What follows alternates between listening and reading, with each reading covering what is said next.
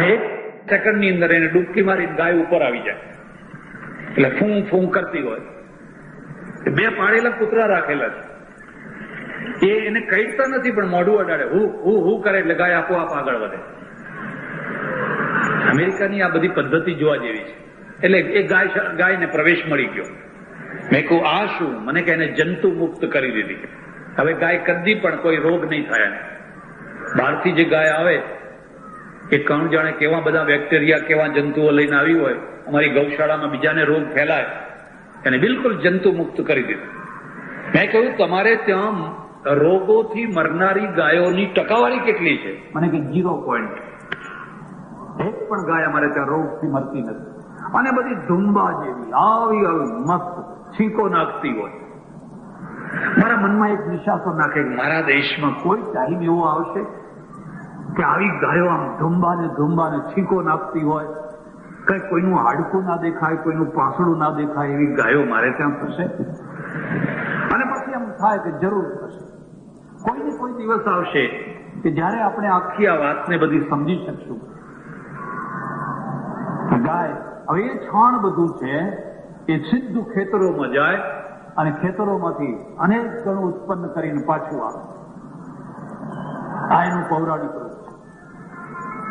તમે રામનું ચિત્ર જુઓ, શિવજીનું ચિત્ર જુઓ, બીજા બધા ચિત્રો જુઓ, પણ કૃષ્ણનું ચિત્ર ગાય વિનાનું હોય જ નહીં, ભાગ્યે જ હોય. ગાય વિનાના કૃષ્ણની કલ્પના કરવી બહુ કઠિન છે. ધોળ ઈંડા જેવી સફેદ પુષ્ટ એક ગાય ઉભી હોય ને ભગવાન વાંસળી લઈને વાંકો પગ રાખી અને વાંસળી વગાડતા હોય અને ગાયનો થોડો ટેકો લીધો હોય ને ગાય એમના પગના તળિયાને ચાટતી હોય. તમે કોઈ વાર આવું ચિત્ર જોજો. અને ગાયો ચારવા જાય, ભગવાન છે ને ગાયો ચારવા જાય. આખી ગાયનું કલ્ચર, આખું ગાયનું રૂપ બદલાઈ ગયું. આ પૌરાણિક સુધી આપણે પહોંચ્યા. ભગવાન પોતે ગાયોની સેવા કરે છે. અને જયારે જમનાના કિનારે વાંસળી વગાડે છે, એ વાંસળીની અંદર એટલું બધું સંગીત છે, એટલું સંગીત છે કે નદી વહેતી બંધ થઈ જાય, સ્તબ્ધ થઈ જાય. સાંભળીને પછી આગળ જવું. ગાયો ચરવાનું બંધ કરી દે. આ સંગીતની શક્તિ છે ખરેખર. અને એ જ ભગવાન ગાયોના રક્ષણ માટે વારંવાર સંદેશ આપે, ઉપદેશ આપે. આખું ભાગવત ભર્યું છે એમાંથી. પણ પછી આગળ જતા ભારતની પડતી શરૂ થઈ. પહેલા ધર્મની પડતી થાય, સંસ્કૃતિની પડતી થાય, પ્રજાની પડતી થાય. પ્રજાની પડતી થવાનું કારણ જ આ છે. પ્રજા ધર્મના નામે ધર્માભાસને પકડી લે. ધર્માભાસને એટલે પ્રજાની પડતી. અહીંયા બધા વિધર્મીઓ આવ્યા, પરદેશીઓ આવ્યા, જુદા મૂલ્યો, જુદી માન્યતાઓ, જુદી સંસ્કૃતિ લઈને આવ્યા. જે ગાયને તમે પૂજ્ય માનો, પવિત્ર માનો, જેના સુકમ લઈને ચાલો, જે મર્યા પછી પણ વૈતરણી તારવામાં સમર્થ છે એવી માન્યતા લઈને ચાલો, એક ગાયને ખોરાક માનનારી પ્રજા આવે. એક ગાય જાણે ખોરાક માટેની વસ્તુ છે, એટલે બે એકદમ વિરોધી વાતો, બે પરસ્પરની વિરોધી વાતો છે. કારણ ગુલામોનો કોઈ સિદ્ધાંત નથી હોતો, ગુલામોનું કોઈ માન્યતા નથી હોતી. ચાબુકવાળાની માન્યતા હોય છે. સર્કસના પ્રાણીઓને શું કરવું કે શું ના કરવું એમની કોઈ ઈચ્છા કામ નથી કરતી. પેલો એન્ટર વાળો જે કે એ કરવાનું હોય છે. અને જેના હાથમાં એન્ટર હોય એનો ધર્મ.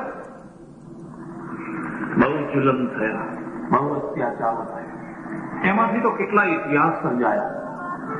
તમે કાઠિયાવાડમાં, કચ્છમાં એવી ઘણી જગ્યાઓ જોશો જ્યાં ગાયોને બચાવવા માટે મીંઢળ બંધો વરરાજા ઘોડા ઉપર ચડ્યો. તમારે ત્યાં સુરધન કહેવાય છે. એ સુરધન કોણ છે? બ્રાહ્મણ એને ચોરીમાં બેસાડ્યો હોય અને કોળ ભરેલી કન્યા હોય, મીંઢર બાંધેલા હોય, અને કસૈયો ગામમાં ચડી આવ્યા હોય, એમનો ડોળો ગાયો ઉપર હોય અને ગાયોને ભાણ આપી જતા હોય અને બુંગીઓ ધરમ ધરમ ધરમ ધરમ ધરમ બુંગીઓ ઢોલ વાગતો હોય, લોહી ગરમ થઈ જાય એટલું એમાંથી અવાજ નીકળતો હોય તો લોકોના લોહી ગરમ થઈ જાય. એવા સમયમાં પેલો તલવારથી છેડાછેડી કાપી નાખે અને પેલી કોળ ભરેલી કન્યાને કે જીવતો રહીશ તો તારો, નહીં તો આવતા હવે તારો. કેટલો મોટો ત્યાગ, કેટલું મોટું બલિદાન. કાઠિયાવાડમાં એક ગીત છે, ભાઈ રે ઘડવૈયા મારે ઠાકોરજી નથી થાવ. ભાઈ રે ઘડવૈયા કવિ શું છે? કવિ એનું નામ છે જે પથરાને બોલાવે, બોલતાને બોલાવે. એમાં કઈ મોટી વાત હતી? એક સલાટ છે, એક કલાકાર છે, મૂર્તિકાર છે અને પથરા આગળ જઈને ઉભો છે અને જોવા છે તો પથ્થર બહુ સરસ છે, બહુ સુંદર પથ્થર છે. આમાંથી ભગવાનની મૂર્તિ બનાવો.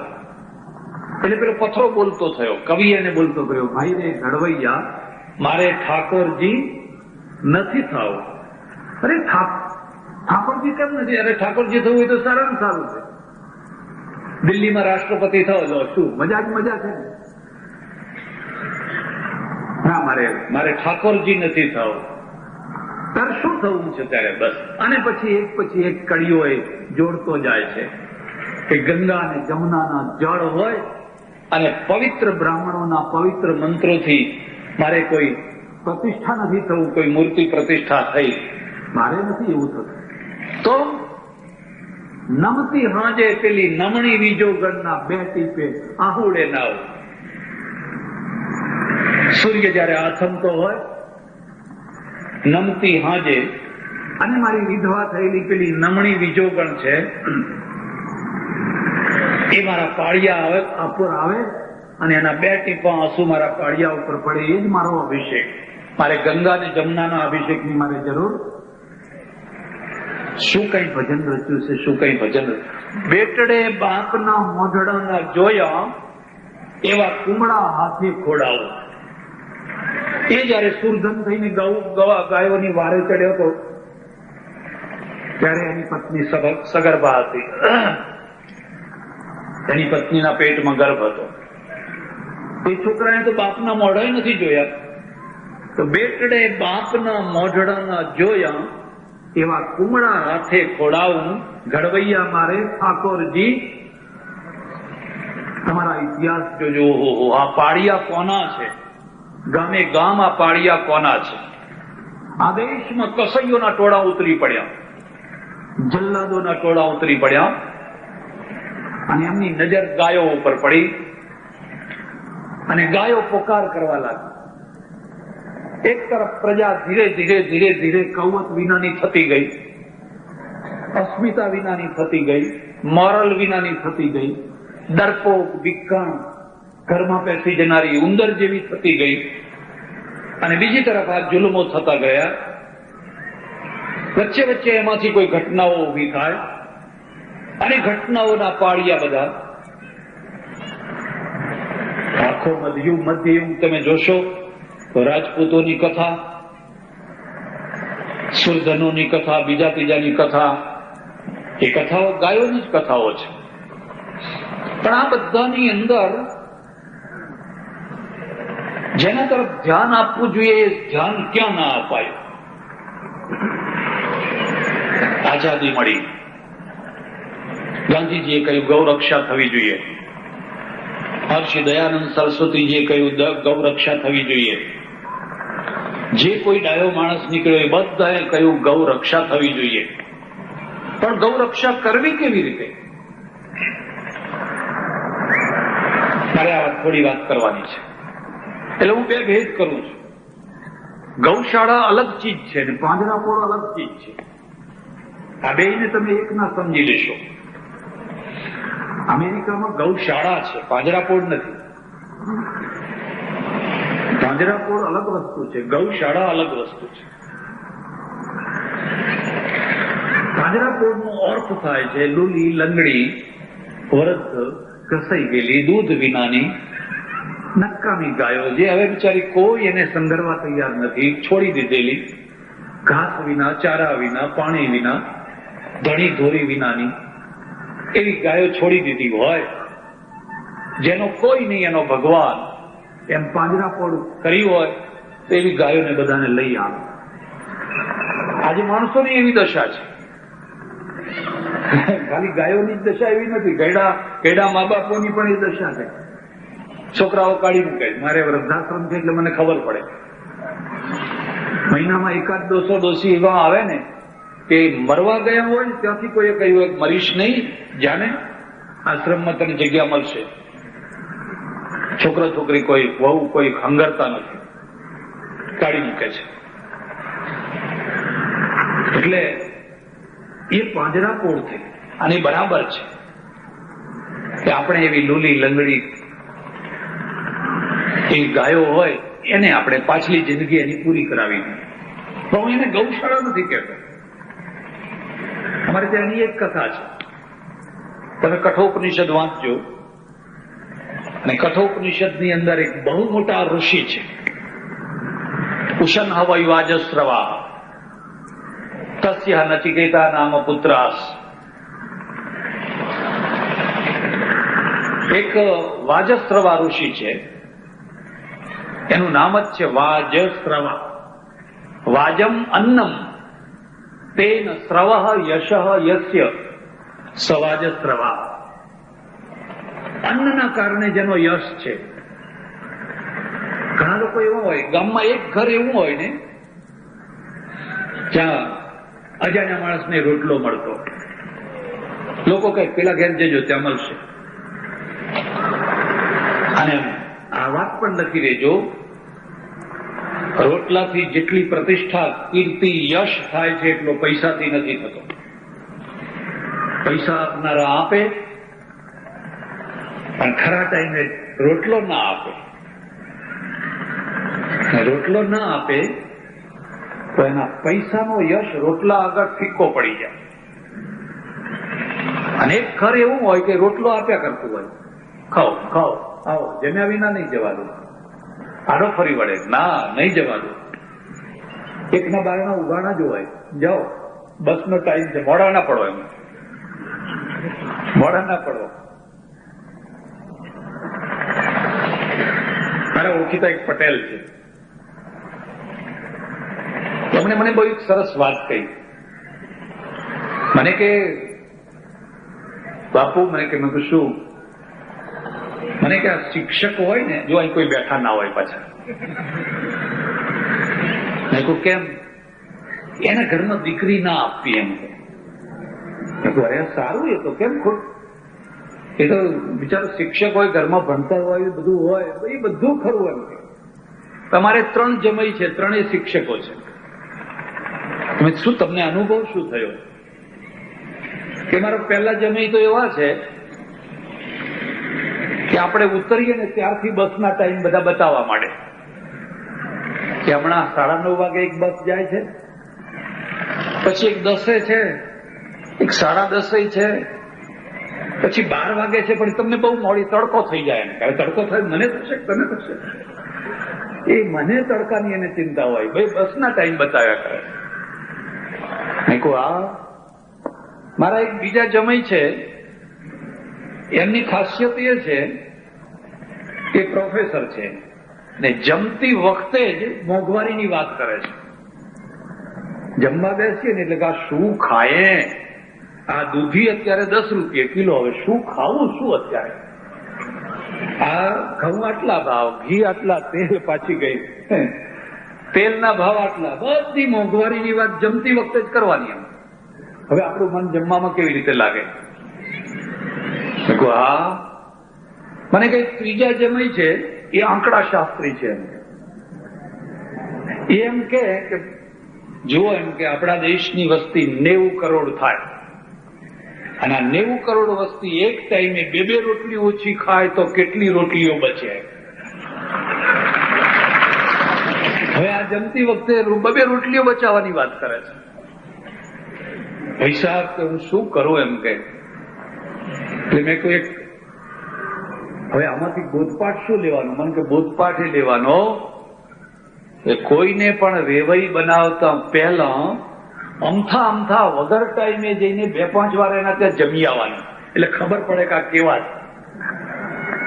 પછી પસ્તાવો પડે, 2 રોટલી બચાવનારા છે કે મોંઘવારી વાળા છે કે બસના ટાઈમ બતાવનારા છે. હવે પછી લમડે પડ્યા એ પડ્યા પછી.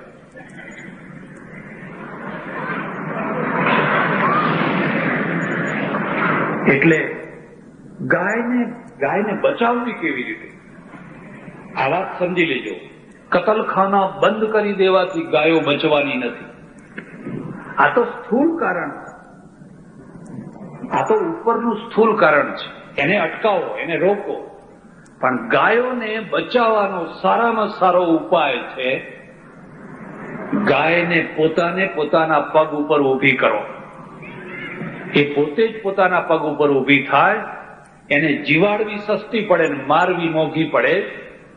જ્યાં સુધી તમે આ નહીં કરી શકો ત્યાં સુધી આ પ્રોબ્લેમ સોલ્વ નહીં થાય. અને એ પ્રોબ્લેમ સોલ્વ કરવા માટે ગૌશાળાની જરૂર છે. ગૌશાળા એટલે પ્રયોગશાળા. જેમ અમેરિકાની મેં તમને વાત કરી, ઇઝરાયલમાં હમણાં ગયો ત્યાંની વાત કરી, બીજાની વાત જવા દો. મારે દંતાલી ગામની અંદર 5 ઘર કાઠિયાવાડી ભરવાડો આવીને રહેલા. રોજ પટેલો સાથે ઝઘડા થાય. પટેલોના માથા ફોડી નાખે, માથા ભારે. દિવસે તો ખેતરોમાં ના જઈ શકાય. એકલ દોકલ કોઈ છોકરો ખેતરમાં ગયો, પેલો ભેલાણ કરતો હોય ને કઈ બોલે મારા ખેતરમાં કેમ ગાયો ના મારે લાકડી, ત્રાસ કરી નાખી. પછી ભરવાડ મારે આશ્રમમાં કોઈ વાર આવે દવા લેવા કેવું તો હું પૂછ્યું ભાઈ તમારી ગાયો કેટલી? મને કે 235 ગાયો છે અમારે કુલ. તો 235 માંથી દોવા દેનારી ગાયો કેટલી? તો મને કહે છે 40 ગાયો દોવા દેતી હશે. હવે 40 ગાયોનું દૂધ રોજનું કેટલું? કે 50 લીટર. 50 લીટર. હવે જરા વિચાર કરો, પરદેશમાં શું કાયદો છે ખબર છે? જે ફાર્મર હોય, જે ખેડૂત હોય એ જ પશુપાલન કરી શકે. જે ફાર્મર ના હોય એ ઢોરા ના રાખી શકે. આપણે ત્યાં ઉલટું થયું. જેની પાસે વીઘો જમીન નથી એની પાસે 100 ગાયો છે, 200 ગાયો છે. એની પાસે જમીન નથી, ગાયો છે. હવે આ 200 ગાયો જીવશે કોના આધારે? પેલા જમીન વાળાના આધારે. એટલે 2 ધંધા પૂરક થવાની જગ્યાએ દુશ્મન થયા. પ્રદેશમાં 2 ધંધા પૂરક થયા. તમારે 100 વીઘા જમીન છે, 100 ગાયો છે, એટલે ઘાસ જે થાય વગેરે વગેરે એનો ઉપયોગ થાય એટલે પૂરક થયું. આપણે બેને દુશ્મન બનાવ્યા. રબારી ભરવાડની પાસે વીઘો જમીન નથી અને 200 ગાયો છે. હવે આ 200 ગાયો છે. અમારે અત્યારે તમે દંતાલીમાં આવીને જુઓ, ખેતરે રાત્રે એક છોકરો ઉભો હોય લાકડી લઈ. 200 છોકરા આખી રાત જાગતા હોય છે, કારણ કે રાત્રે બધી ગાયો છોડી મૂકવાની. આવી હાલ મસ્ત થઈને પરોડીએ નીકળે. જેના ખેતરમાં પડે એના 12 મહિનાના રોટલા ખતમ. ત્રાસ થઈ ગયો છે.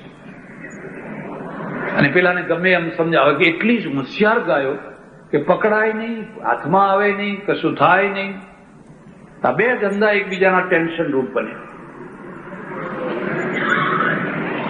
ઇઝરાયલમાં, અમેરિકામાં અને ભારતમાં મુશ્કેલી આ છે. ખેતીની સાથે આપણે 3 ધંધાના ટેન્શન ઉભા કરી દીધા. એક તો આ ભેલાણનું ટેન્શન ઉભું કર્યું, એક મજૂરોનું ટેન્શન ઉભું કર્યું. હવે એમના ત્યાં મજૂરો કોઈ જુદા નથી. જે ફાર્મર છે એ જ મજૂર છે, એ જ પશુપાલક છે. હવે અહીંયા ખેતી કરનારો વર્ગ જુદો છે અને મજૂરી કરનારો વર્ગ જુદો છે. આ મજૂરી કરનારો વર્ગ છે એ 9 વાગે શાંતિથી ખેતરમાં જાય ને 11 સાડા 11 એટલે જોઈએ એવું કામ નથી થતું. અને ખેડૂતો બિચારા થાકી જાય છે, હારી જાય છે. પેલાના ત્યાં શું છે કે અલગ કોઈ મજૂર વર્ગ જ નથી. ખેડૂતો પોતે જ મજૂર છે, કારણ કે આખું યંત્રવાદ છે, યંત્રોથી બધું થાય છે. કોઈ મજૂર જેવું કોઈ ટેન્શન જ નથી. અને સરકાર વચ્ચે એવી આવી કે કાયદા કેસ જ કેસ કરો, બધા દરેક ખેડૂતો ઉપર કેસ જ કેસ કરો, જાત જાતની પજવણી. તમારે સારો સમાજ રચવો હોય તો એક ધંધો બીજા ધંધાના દુશ્મન ના બનાવો, એને મિત્ર બનાવો. આપણે ત્યાં કરીને આપણે બેઠા છીએ. મારે આશ્રમમાં ગાય, શંકર ગાય 11 લીટર દૂધ આપે, 2 ટાઈમનું થઈને 22 લીટર દૂધ થાય. હવે 22 લીટર દૂધ થાય, પાછું એ 12 મહિના સુધી આપે. એનો ડ્રાય પીરિયડ બહુ ઓછો, 12 મહિના સુધી આપે. પેલી ગાય 5 મહિના દોવા દે અને લીટર, 1.5 લીટર, 2 લીટર, 1/2 લીટર 5 મહિના તો બસું પી જાય. કેવી રીતે આ પોસાશે? મેં એને કહ્યું, તારી 235 ગાયોમાંથી તને 50 લીટર દૂધ મળે છે. આ મારા જેવી ગાય તું 2 કે 3 રાખે તો તને 50 લીટર તો 2 કે 3 ગાયોમાંથી દૂધ મળે. અને એને કદી દુષ્કાળ પડે? જરા વિચાર કરો, કેલ્ક્યુલેશન કરો. ઊંઝામાં એક ડોક્ટર છે, તમારી ઈચ્છા થાય તો કોઈ વાર જજો. પટેલ જ છે, ઊંઝામાં 150 ગાયો રાખે છે. અને 150 ગાયોમાંથી દર વર્ષે 1.5 થી 3 લાખ રૂપિયાનો નફો કરે છે. નફો કરે છે, ઉદ્યોગ છે, ધંધો છે. મને એની ગૌશાળા જોવા લઈ ગયો. પહેલા તો સાંઢ બતાવ્યો, સાંઢનું નામ જટાયુ રાખેલું. મને કહે સાંઢનું નામ જટાયુ રાખ્યું છે. આવડું મોટું નાકમાં કડું પહેરાવેલું, મસ્ત આમ જુઓ તો કદાવર ને એવો ને. હું તો સાંઢ જોઈને જ ખુશ થઈ ગયો. ગાયો જોઈ, કોઈ દુબળી નહીં. મને કહે 10 વીઘા જમીન આ ગાયો માટે છે. એમાં રચકો, જુવાર, બાજરી, ફલાણું ફલાણું ફલાણું ફલાણું, લીલું સૂકું. ને 1.5 થી 3 લાખ રૂપિયા 5 રબારીઓ રાખેલા છે નોકર તરીકે. એના ખાતરથી માંડીને એક વસ્તુમાં મને નફો થાય છે. આ ગાય કતલખાને નહીં જાય. આ ગાયને કોઈ બચાવવાની જરૂર. એ તો પોતાના પગ ઉપર ઊભી છે, એ બચેલી જ છે. એને મારવી મોંઘી પડે, જીવાડવી સસ્તી પડે. આ શક્ય છે, આ અશક્ય નથી. જો આપણા ખેતરોની અંદર આખો પાક બદલાઈ ગયો, મગફળી બદલાઈ ગઈ, બાજરી બદલાઈ ગઈ, ઘઉં બદલાઈ ગયા, ડાંગર બદલાઈ ગઈ, મબલખ થાય છે. એક જમાનો હતો જયારે 1 વીઘે 1 મણ ઘઉં વવાતા. 200 વીઘા જમીન હોય તો 200 મણ ઘઉં વાવવાના. અને 200 મણ લાવવા ક્યાંથી? ખેડૂત પાસે તો પૈસા ના હોય, તે વેપારી પાસે જાય. તો વેપારી શું કહે? 200 મણ આપું, પણ થાય ત્યારે મને 400 મણ આપવાના. તમારે ત્યાં આવું હતું કે નહીં? હશે જ. પેલા હતું ને? હા, 200 મણ લઈ જાઓ, 400 મણ આપી જવાના. ખેડૂત લઈ જાય, બીજો કોઈ રસ્તો નહીં. હવે એ જો જમીનમાં રહી ગયું તો ખલાસ. હાથ પેઢીએ ખેડૂત ઊંચો ના આવી શકે. વેપારી છોડે નહીં. અને આ 200 ના 400 ને 400 નું વ્યાજ ને વ્યાજનું વ્યાજ, આ ખેડૂત કદી ઊંચો ના આવી શકે. એ ખેડૂત જે છે એની શાળા બનાવી, પ્રયોગશાળા. અને પ્રયોગશાળાએ શોધી કાઢ્યું 1 વીઘે 1 મણ ઘઉં વાવવાની જરૂર નથી. 1 વીઘે 1 કિલો ઘઉં વાવવાના, 1.5 કિલો વાવવાના, 1.5 કિલો બાજરી વાવવાની. અને લેવાની કેટલી? 100 મણ, 70 મણ, 80 મણ. પહેલા 5 મણ, 7 મણ. આ ખેતીના જમીનના ભાવ કેમ વધી ગયા? આજે તો ખેતી છે એ અમારે તરફ તો ખેતી એક બહુ મોટો નફાકારક ધંધો થઈ ગયો છે. 1-2 વીઘાની અંદરથી 50,000 રૂપિયા પેદા કરે છે. પરવલનું શાક બનાવે, ગિલોડીના વેલા કરે, ફલાણું કરે, ફુલાવર કરે. મારા સામે જ એક ખેડૂત છે, એ છોકરાનો બાપ છે. આખી જિંદગી બિચારો દુખી થઈને મરી ગયો. એક લાંબો વાંદો રાખે ને આખું વાંદરા તગડે રાખે. ના એને ધરાઈને રોટલો ખાધો કે ના સારો ચા પીધો. એનો છોકરો ગયા વર્ષે આટલું તગારું ભરીને ફુલેવર લઈ આવ્યો. મને કે લો આ બાપુ પહેલા ફુલેવર આશ્રમમાં તો દડા ને દડા પથ્થર જેવા છે ને સફેદ દૂધ જેવા છે. આમાં કઈ મને કઈ જીવાત ના પડે, આમાં દવાઈ નહીં છાંટવાની, આ ફોરેનનું બી છે. 70,000 રૂપિયા કિલો લાવ્યો, 200 ગ્રામ, ખાલી 200 ગ્રામ, અને 3 લાખ રૂપિયાના ફુલેવર મેં પેદા કર્યા. મારા બાપાએ આખી જિંદગીમાં 3 લાખના ના કરે, અને મેં 2 મહિનામાં 3 લાખની ખેતી કરી. આજે જુઓ તો એ સુખી થઈ ગયું. તમારે એને પાછો ધકેલવો છે કે તમારે એને આગળ લઈ જવો છે? જો આ ખેડૂત સુખી થયો હોય તો પ્રયોગશાળાના કારણે સુખી થયો. પેલી કંપનીઓએ નવા નવા બિયારણ શોધ્યા, એમાં મરચાં જુઓ, ફલાણું જુઓ, ફલાણું જુઓ, લખ બધા ઢગલા બંધ. આ જ દશા ગાયોની છે, આ જ દશા ફળફળાદીની છે. ગાયના દૂધને વધારી શકાય છે, ગાયના દૂધના પીરિયડને લાંબો કરી શકાય છે, અને ગાયને વધારે સમર્થ બનાવી શકાય છે. અને જો તમને પ્રાચીન કાળમાં જવું હોય તો પ્રાચીન કાળમાં આપણા ઋષિઓ જે ગોમેધ યજ્ઞ, નૃમેધ યજ્ઞ, અજામેધ યજ્ઞ, અશ્વમેધ યજ્ઞ, આ બધા જે યજ્ઞો કરતા, આપણે એનો વિકૃત અર્થ સમજો. મૈત્રી ધાતુ છે ને પવિત્રતા સાથે વર્ધન અર્થમાં છે. કોઈ ચીજને વધારવી અને વધારે સમર્થ રીતે વધારવી. પછી આપણે એનો ઉલટો અર્થ કરી નાખ્યો, કઈનો કઈ અર્થ કરી નાખ્યો. અશ્વમેઘનો અર્થ થાય કે તમારા દેશની અંદર સારામાં સારા અશ્વો થાય, સારામાં સારા ઘોડા થાય, ગામની અંદર સારામાં સારા વાહનો હોય. અત્યારે આ ગાડીઓ છે, મોડલ સારામાં સારા હોય. એમ ગોમેધનો અર્થ થાય છે તમારા ત્યાં ગાયો સારામાં સારી હોય. હું 2 વાર જર્મની ગયો. પહેલી વાર જયારે ગયો ત્યારે 2 જર્મનીઓ જુદા હતા. તો ખેતરોમાં મેં જોયું ગાયોને આવડા મોટા મોટા બાવલા, અને ઊભી થાય તો નીચે અડે એટલું મોટું બાવલું. અને હું વિચાર કરું, ઓહો, આટલા મોટા બાવલા, અને એકને પાછા, એવું નહીં કે એકલ દોકલ. ફાર્મરને પૂછ્યું કે આ તમારી ગાય દૂધ કેટલું આપે છે? મને કે 1 ટંકનું 40 લીટર. હવે પેલાની 235 ગાયો, 35 ગાયોમાંથી 40 દોવા દે, 40 દોવા દે, એનું કુલ ટોટલ દૂધ 50 લીટર. આ ગાય 2 ટેન્કનું થઈને 80 લીટર દૂધ આપે છે. એને 3-4 વાર દોવી પડે છે, મશીનથી દોવાય છે. અમે જે હોટલમાં ઉતરેલા, સવારે ઉપરથી નીચે આવ્યા, પેલા મેનેજરની પાસે પેપર પડેલું, તમે પેપરમાં મોટું હેડિંગ જોયું, જર્મન ભાષા સમજાય નહીં. એટલે મેં મેનેજરને પૂછ્યું કે આ હેડિંગ શું છે, આ મોટા સમાચાર શું છે? મને કે અમારો એક બર્નિંગ પ્રોબ્લેમ છે, સળગતો પ્રશ્ન છે જર્મનીનો. શું પ્રશ્ન છે સળગતો? કે અમારી પાસે અત્યારે 10 લાખ ટન માખણ ભેગું થઈ ગયું છે ને આઉટડેટ થવાની તૈયારીમાં છે. હવે આ માખણને નાખવું ક્યાં, એ બર્નિંગ પ્રશ્ન છે.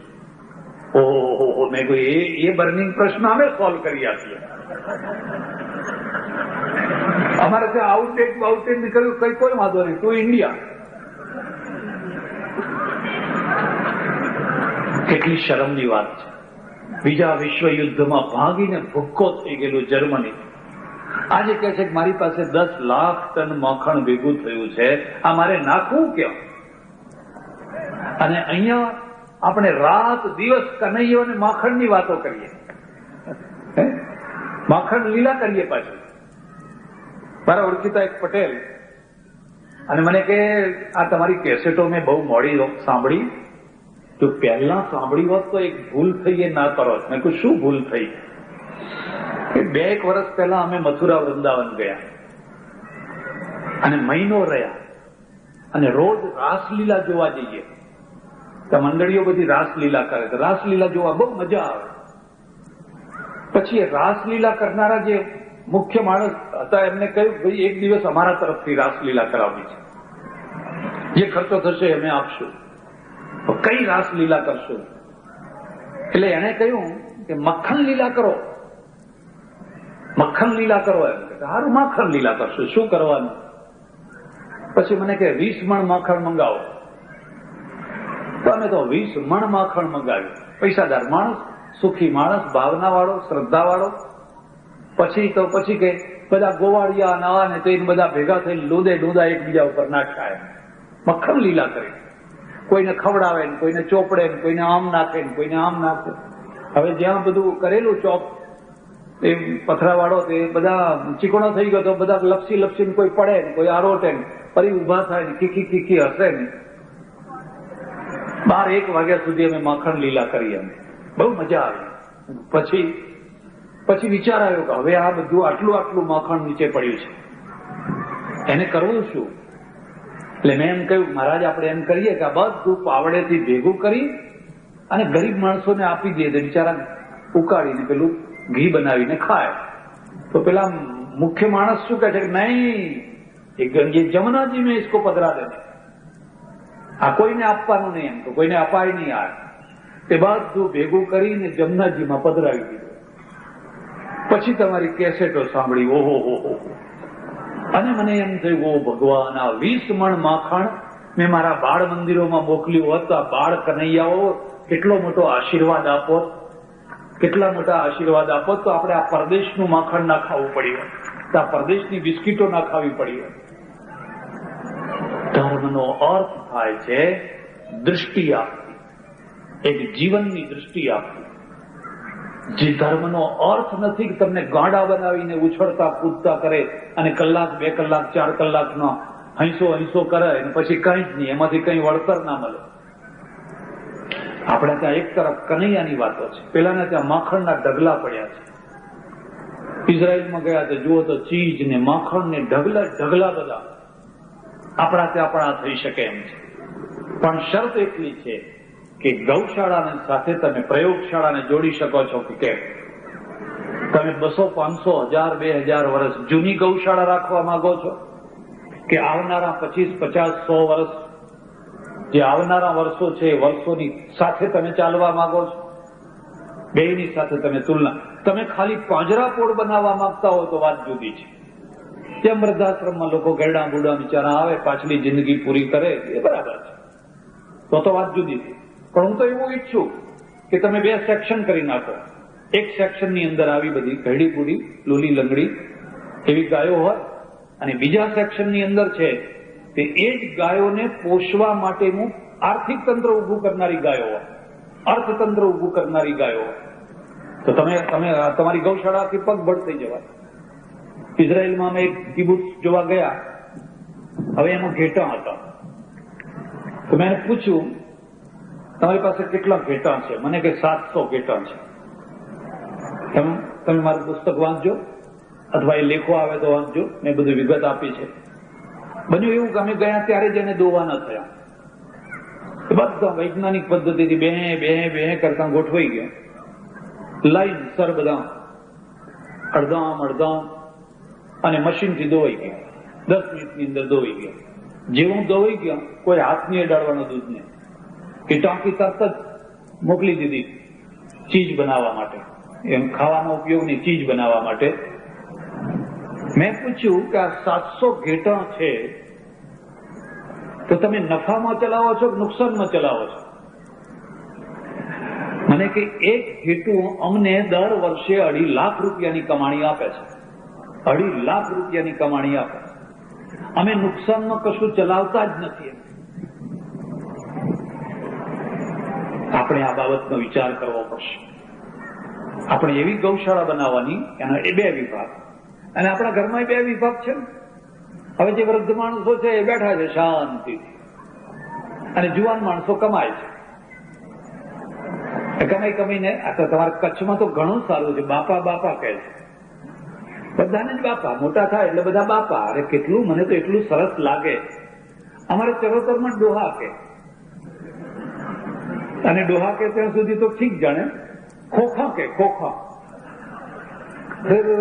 આ બિચારા આ વૃદ્ધ માણસોને તમે ખોખા કે, પેલા કે 4 ખોખા આવ્યા હતા ને, અહીંયા બાપા કહે છે. બરાબર, બાપા છે એ ખાટલે બેઠા હોય, શાંતિથી વાતો કરતા હોય, છોકરા કમાતા હોય. એમાં ગૌશાળાના પણ બે ભાગ. એકમાં બાપા બાપા બધા ખ્યાલ આવ્યો ને? એ બિચારી આખી જિંદગી દૂધ આપ્યું, બધું બળદ આપ્યા, ખેતી કરાવી, બધું કર્યું. હવે પાછલા 2-4 વર્ષ છે બરાબર શાંતિથી રહે ગાયો. અને બીજામાં છે ઉત્પાદક ગાયો. અને ઉત્પાદક ગાયોની સાથે તમારી પ્રયોગશાળા. મારે જે ભાર મૂકવો છે આ વસ્તુ ઉપર ભાર મૂકવો છે. હું ઈચ્છું કે આ ગૌશાળા છે ને એ દર વર્ષે કમાય, એને દર વર્ષે ફાળો ના કરવો પડે. આપો આપો આપો આ બરાબર છે, આપો ઠીક છે, પણ એ પોતાના પગ ઉપર ઊભી થઈ જાય અને થઈ શકે એમ છે. એ થઈ શકે એમ છે. એની સાથે થોડીક જમીન હશે, ના હોય તો 10-20 વીઘા જમીન, પોતાનો બોર હોય, પોતાનો ઘાસચારો હોય, અને એમાંથી દૂધ ને થતું હોય કે ભુજના માણસો અહીંની ગૌશાળાનું દૂધ પી, ઠેઠ અમદાવાદ સુધી જાય. જો મહેસાણાની ડેરી કે અમૂલ ડેરીનું દૂધ કલકત્તા જતું હોય, દિલ્હી જતું હોય, તો એમાં કોઈ નવાઈની વાત નથી. બધે જઈ શકે એમ છે. અને લોકોનો મોટો આશીર્વાદ થશે. ગાયનું દૂધ આજે મળવું મુશ્કેલ છે. આ બાબતમાં પણ તમે બધા વિચાર કરજો, શાંતિથી વિચાર કરજો, અને એને પગભર કરવાની છે. એટલું જ નહીં, પણ અહીંયા તમે એવી નસ્લ ઉભી કરો, એવો વંશ ઉભો કરો કે વંશ આખા ભારતમાં ફેલાઈ જાય. એવી ફલાણી ગૌશાળામાંથી વાછડી લાવજો. એ વાછડી છે ને કે આ ભારતના વાતાવરણની અંદર 10-15 લીટર દૂધ આપશે ને માદી નહીં પડે, અને બધી રીતે સારું. જો પશ્ચિમના લોકો આ બધું કરતા હોય તો આપણે કેમ ના કરી શકીએ? અને જો આપણે નહીં કરી શકીએ તો એમના ઓશિયાળા રહેવાના છે. તો આપણે કાયમ એમના આર્થિક ગુલામ રહેવાના, બૌદ્ધિક ગુલામ રહેવાના. તમારી પાસે બુદ્ધિ છે, તમારી પાસે અક્કલ છે, તમે અહીંયા આ બધું કરી શકો છો અને લોકોને આ એક સારામાં સારું માર્ગદર્શન આપી શકો છો. એટલે સજ્જનો, મને 2 વાતનો આનંદ છે. એક તો અહીંયા મથલમાં રહેનારા ભાઈઓ જે મોટા ભાગે ભારતના જુદા જુદા ભાગોમાં રહે છે, પણ કચ્છી પટેલોની ખાસિયત છે કે વર્ષમાં 1 વાર 2 વાર પોતાના વતન આવવાનું, વતનમાં રહેવાનું હોય કે ન હોય, એક સરસ મજાનું મકાન બાંધવાનું, અને 2-4-5 દિવસ માટે પણ એ મકાનમાં રહેવાનું. આખો પરિવાર ભેગો થાય. પછી લીંબાણી પરિવાર હોય, વિરાણી હોય, ધોળું હોય, ફલાણા હોય, અને બધા 2-4 દિવસ સુધી રમે, જમે, આનંદ કરે, એકબીજાના દીકરા દીકરી જુએ, સગપણ ગોઠવે, ફલાણું કરે. આ તમારી પદ્ધતિ ઘણી સારી છે. આમાંથી એક તો પરિવારનું રક્ષણ થાય છે, પરિવારનો પ્રેમ વધે છે, વતનનો પ્રેમ વધે છે, ગામનો પ્રેમ વધે છે. આ બધું ઘણું સારું. પણ એ બધાની સાથે સાથે દૂર બેઠા બેઠા પણ અહીંયા ગાયોની ચિંતા કરી. વરસાદ નથી, ગાયો ક્યાં જશે?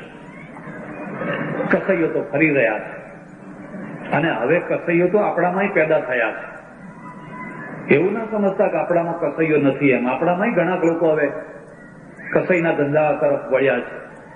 ત્યારે આ ગાયોની ચિંતા કરનારા પણ થોડાક લોકો તૈયાર થયા, અને જોતાની અંદર અહીંયા અતિથિ ભવન અને સરસ મજાની ગૌશાળા બાંધી. 500-600 અત્યારે ગાયો છે. મેં પૂછ્યું, 500-600 ગાયો છે. અને કચ્છ તો પશુઓનું, એટલે ઘણા પશુઓ અહીંયા છે. જમીન ઘણી, ચરવાનું ઘણું, વરસાદ હોય તો, અને ન હોય તો હિજરત કરે બધા. અહીંયા જપ લોકો મોટા ભાગે ગાયો વગેરે રાખનારા લઈ નીકળે, ડાંગ વલસાડે તરફ જાય. એટલે બધા પ્રશ્નો છે. પણ આ પ્રશ્નને કાયમી જો સોલ્વ કરવો હોય તો તમારા મગજમાં એનું અર્થતંત્ર પણ હોવું જોઈએ, આર્થિક દ્રષ્ટિ પણ હોવી જોઈએ. ધાર્મિક દ્રષ્ટિ બરાબર છે, પણ કોરી ધાર્મિક દ્રષ્ટિ નહીં. જો કોરી ધાર્મિક દ્રષ્ટિ રહીને તમે ચાલશો તો કાયમના માટેના ભિખારી થઈ જશો.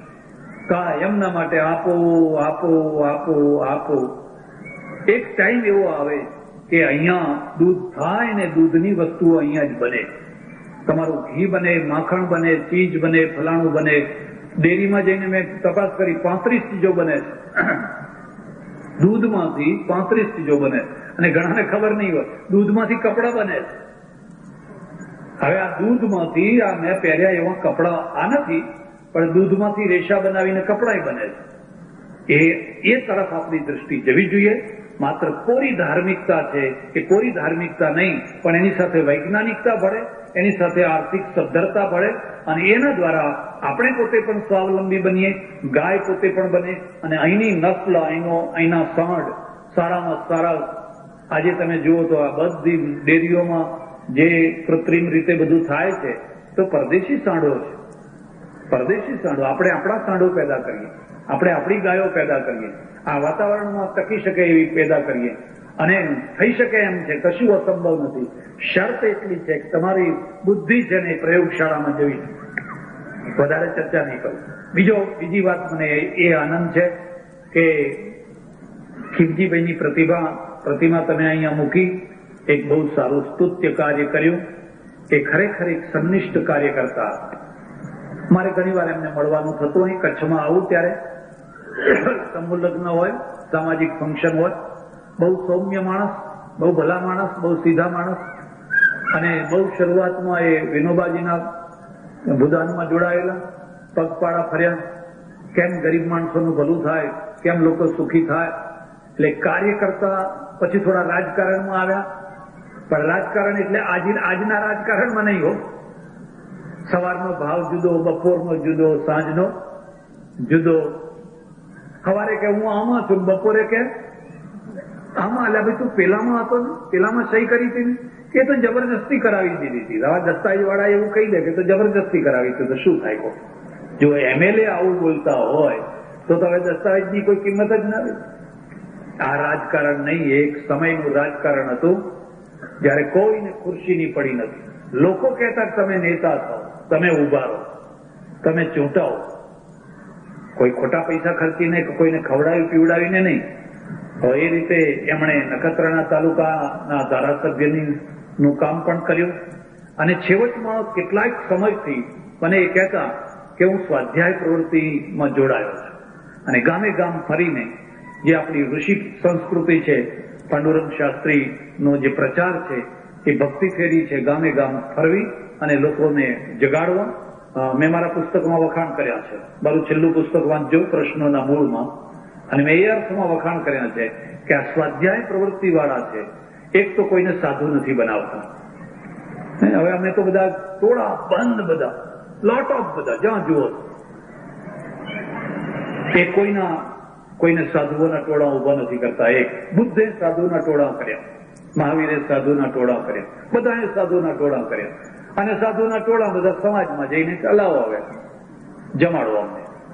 આ પોતાનું ટિફિન પોતાની સાથે લઈ જાય છે, કોઈના ઉપર ભારરૂપ નહીં. પોતાનું ટિફિન પોતાની સાથે લઈ જવાનું, ફંડફાળો નહીં કરવાનો, કોઈની પાસે પૈસા નહીં માંગવાના, વ્યસન છોડાવવાનું અને નીચેમાં નીચે સ્તરનો માણસ હોય, વાઘરી હોય, ફલાણો હોય, બધાને સ્વીકારવાના, અપનાવવાના. તો આ પ્રવૃત્તિ મને ગમી છે. કેટલીક બાબતમાં થોડુંક જરા વિચાર ભેદ છે, પણ એ હોય તો સ્વાભાવિક છે. પણ છતાં એ ભાઈ શ્રી ખીમજીભાઈ એ સ્વાધ્યાય પ્રવૃત્તિમાં પણ જોડાયેલા અને એ રીતે એમણે એક ધન્ય જીવન જીવ્યા. હસતા હસતા કામ કરતા રહ્યા. એમનો મોટો પરિવાર છે અને મથલ એમનું ગામ છે. મને આજે ખબર પડી. મથલ ગામને પણ મારે ધન્યવાદ આપવા જોઈએ કે પોતાના સપૂતની એમને યોગ્ય સમયે કદર કરી, કિંમત કરી. એમનું સ્ટેચ્યુ અહીંયા મૂક્યું. લોકો અહીંયા આવશે અને સ્ટેચ્યુના દર્શન કરીને પ્રેરણા પ્રાપ્ત કરશે. એટલે આ બંને પ્રસંગો બહુ સારી રીતે, બહુ આનંદથી થયા.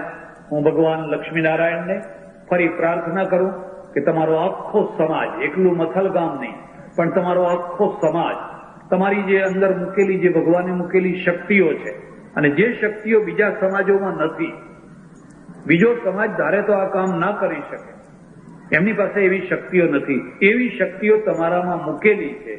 એ શક્તિઓનો વધુ ને વધુ સારો ને સારો સકારાત્મક ઉપયોગ થતો રહે, માનવતાનો ઉપયોગ થતો રહે.